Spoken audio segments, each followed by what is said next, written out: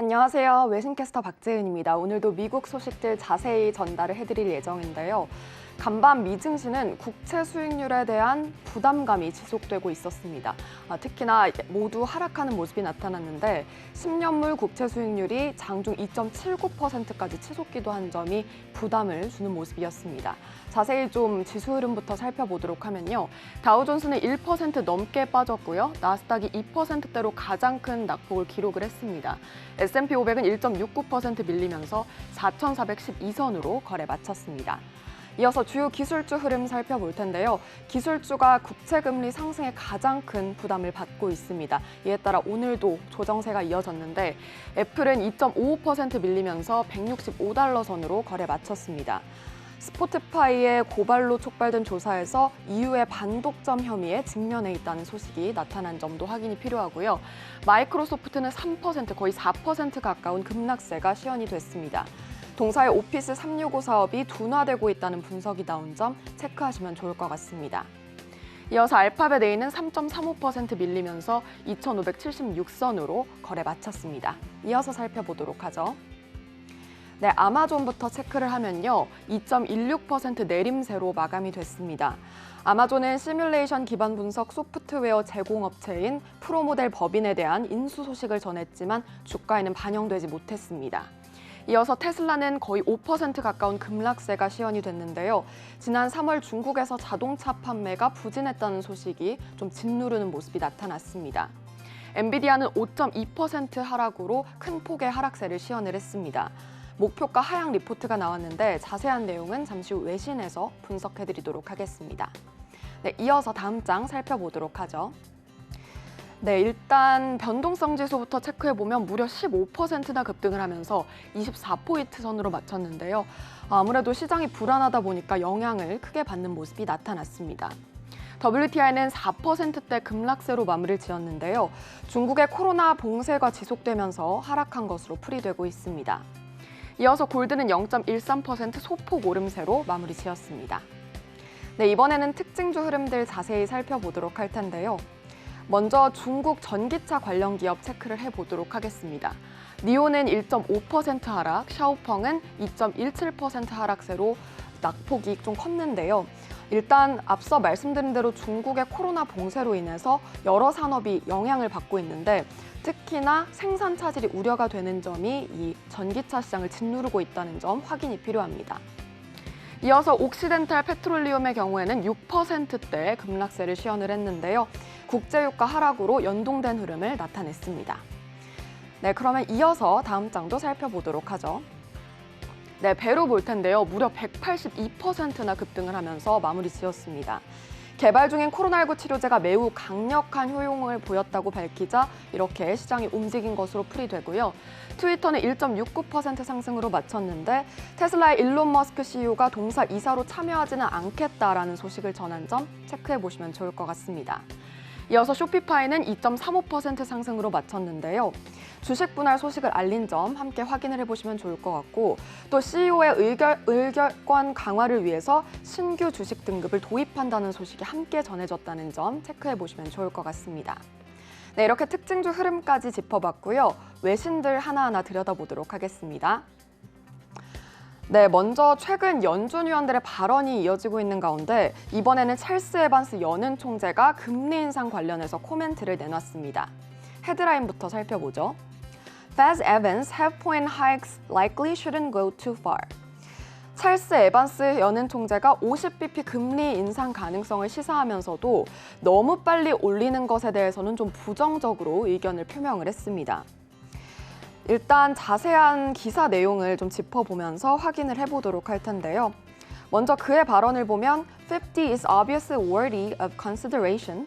Perhaps it's highly likely even if you want to get to neutral by December. 라고 밝히면서 50은 분명히 고려할 가치가 있고 또 12월까지 중립에 도달하고 싶어도 그럴 가능성이 높다고 강조를 했습니다.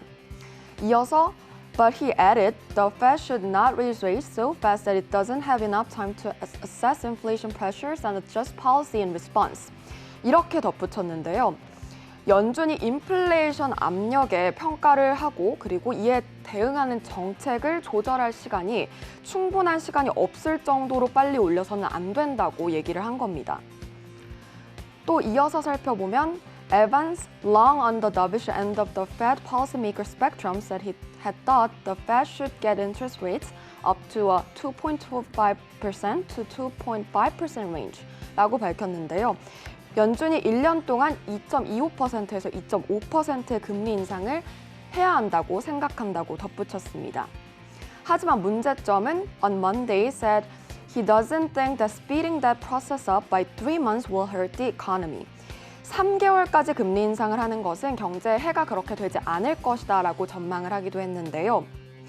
이날 발표된 정부 보고서에 따르면 지난달 소비자 물가가 연준의 물가 목표치인 2%를 훨씬 상회했고 8.4% 상승할 것으로 예상을 하고 있습니다.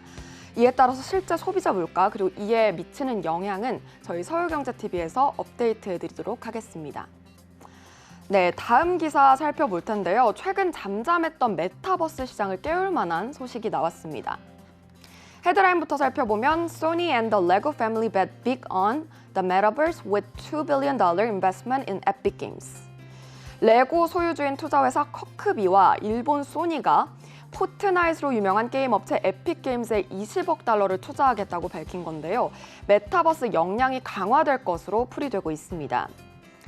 일단 자세한 내막을 좀 들여다보도록 할 텐데요. 먼저 Sony will inject $1 billion in the company, Epic announced Monday, while Kirkby, the family-owned investment company behind Lego, will invest an equal amount. 각각 에픽 게임즈는 소니와 커크비로부터 10억 달러씩 총 20억 달러 자본을 유치했다고 밝힌 건데요.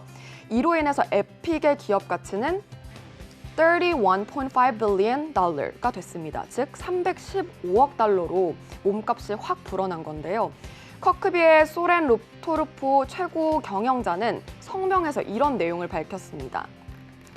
구체적인 내용을 들여다보면 A proportion of our investment is focused on trends we believe will impact the future world that we and our children will live in 이라고 강조를 한 건데요. 우리와 우리 아이들이 살아가는 데 있어서 미래의 세계에 영향을 미칠 메타버스에 투자가 집중될 것이다 라고 강조를 한 겁니다. 이렇게 메타버스가 차세대 먹거리로 부상을 하고 있는 만큼 메타버스 관련주의 흐름도 연동해서 지켜보시면 좋을 것 같습니다. 네, 마지막 기사 살펴보도록 할게요. 엔비디아가 최근도 좋지 못한 흐름을 나타내고 있는데 반도체주의 투심이 회복되지 못하고 있다는 기사가 나왔습니다.